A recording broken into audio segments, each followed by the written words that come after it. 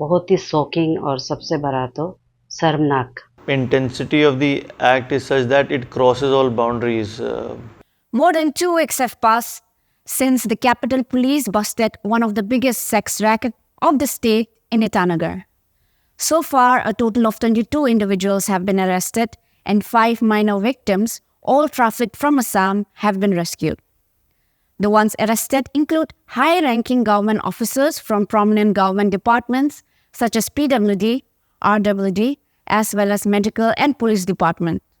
According to the police reports, this organized crime has been operating for several years. With girls as young as 8 years of age pushed into prostitution, this heinous case of organized crime has shocked everyone, even prompting the involvement of National Commission for Protection of Child Rights. As this case moves forward, new revelations have come to light. If our sources are to be believed, the pimps not only forced the girls into prostitution, but also subjected them to violent sexual activities. Customers burned cigarettes on their bodies and beat them if they did not comply with their requests. Additionally, the victims were filmed during these acts. Sadly, one of the rescued victims had not even reached puberty, while others were given contraceptive pills by the alleged pimps. The irony is the pimps were representatives of an NGO which worked for the welfare of women. Making things worse, these victims had to serve 4 to 5 customers on a daily basis. Our sources also claim the minors were confined at various locations by the traffickers for approximately 2 years until the law enforcement intervened. Questions have been raised about how this criminal activity went unnoticed for an extended period and whether the neighbors were aware but failed to report suspicions. Sources said the victims have named 2 individuals, DSP Bulang Marit and Engineer Michi Taban from Rural Works Department in Itanagar as regular customers.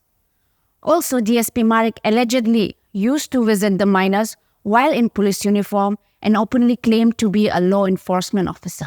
Marpi Hotel, located in Ganga, has been implicated in the sex racket case and is reported to be a transit camp for the RWD.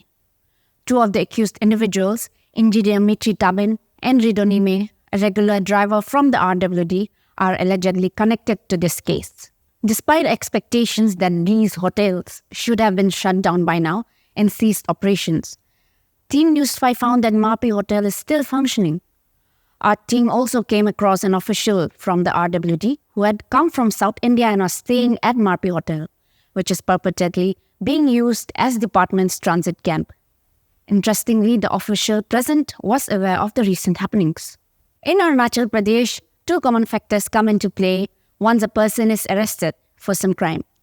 That is clan defense and the use of hospitals as an excuse by claiming various illness, often to evade arrest. Similar in this case, one of the accused, Debya Tara, working as an accountant in the National Rural Health Mission in UP, is currently in judicial custody. However, he is not in Julie jail, but in mental hospital in UP.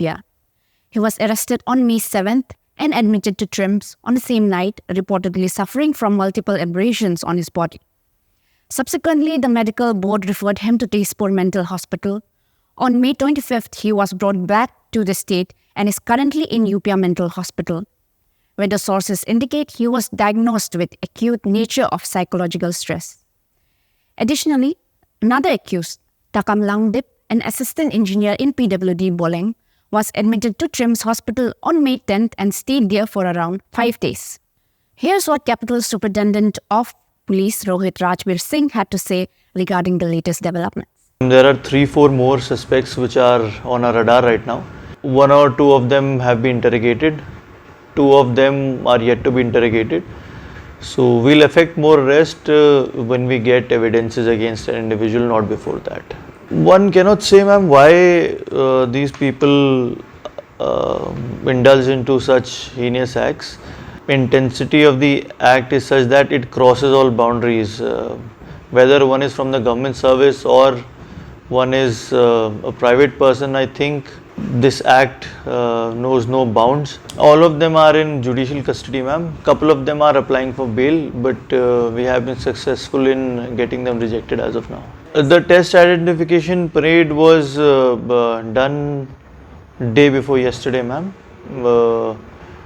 under a learned judicial officer, and we haven't received I haven't received the report as of yet, but from what I'm hearing, the test identification parade went quite successful, and the children victims have managed to identify their perpetrators in that.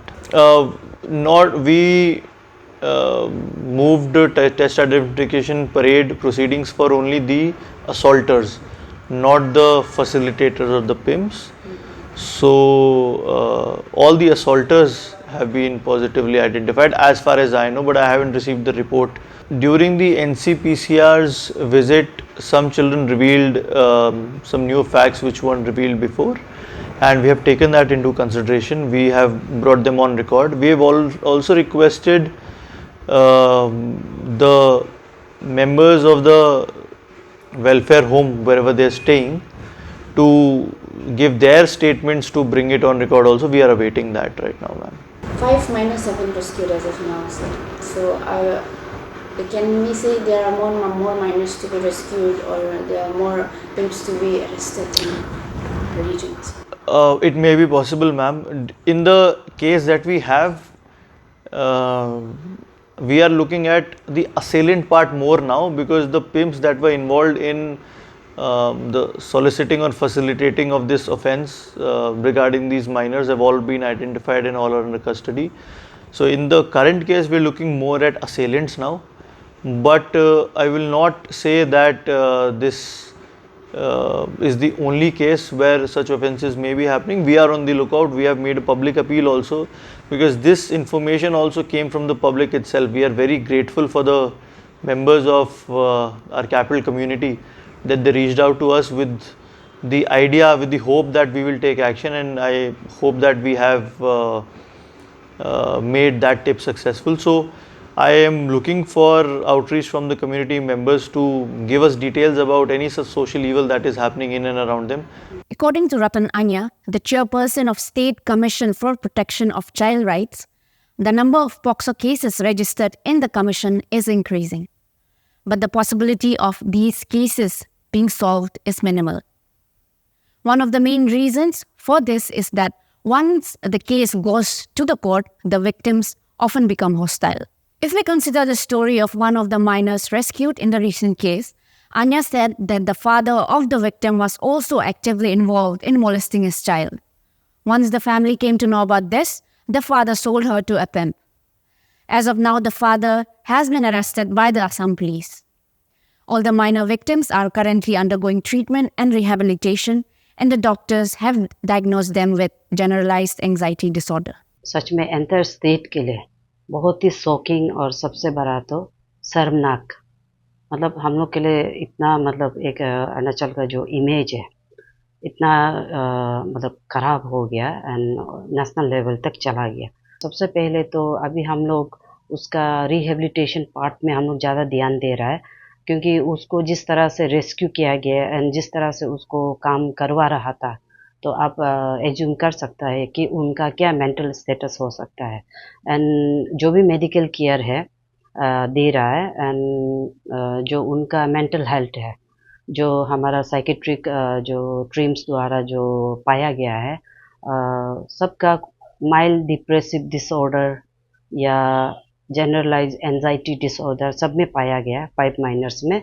तो उनका recommendation ये है कि psychotherapy जो counselling होता है clinical psychologist द्वारा वो रेगुलरली करना है, ताकि उनका मेंटल हेल्थ अच्छा हो, वो मतलब उनका डिप्रेशन और जो एंजाइटी इशू है उससे वो ओवरकम कर सके। एंड उन्होंने एक रिकमेंडेशन भी दिया है फर्दर ट्रीटमेंट के लिए, उनका मेंटल हेल्थ के लिए एक चाइल्ड साइकेट्रिक, तो वो है तेजपुर में है। तो हमारा स्टेट में रिसेंटली हमने जो मीटिंग किया था with all the stakeholders, जहाँ हमारा NCPCR मेंबर आए थे, उस वक्त हमारा साइकेट्रिक जो ट्रिम्स के डिपार्टमेंट है वो बताया कि हमारा स्टेट में चाइल्ड साइकेट्रिक है ही नहीं बोला, तो नियरेस्ट तेजपुर में है। एंड एंटायर नॉर्थ ईस्ट में only there is 2 child psychiatric, one at Manipur and one at Tezpur. तो हमारे लिए अभी ये चैलेंजेस है कि ये बच्चों को हम कैसे वहाँ तेजपुर लेके जाए, एंड एक बार नहीं, उनको रेगुलरली चाइल्ड साइकेट्रिक द्वारा उनको मतलब प्रॉपर काउंसलिंग फॉलो अप करना चाहिए ताकि वो इस ट्रॉमा से ओवरकम कर सके. So after the NCPCR's visit, it has been made clear to all the stakeholders, including education and WCD and CWC, state PCR and police, all of the stakeholders, that regular legal awareness programs are to be held, and I think the state PCR is in the loop, and they are trying to bring out a framework, a curriculum for legal awareness for all stakeholders, be it children, be it government servants, or be it the private populace. So that is one thing that we are hoping to do from the education side. The second thing is that we hope that the action that we are taking, the police action that we are taking, that will send a message so that if there are others who are indulging in these sorts of acts or even thinking about it, then they will think about it twice.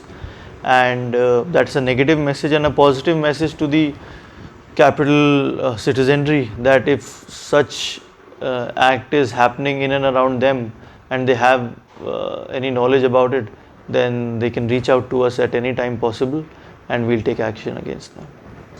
With this case coming to light, one must wonder the direction in which Arunachal is heading.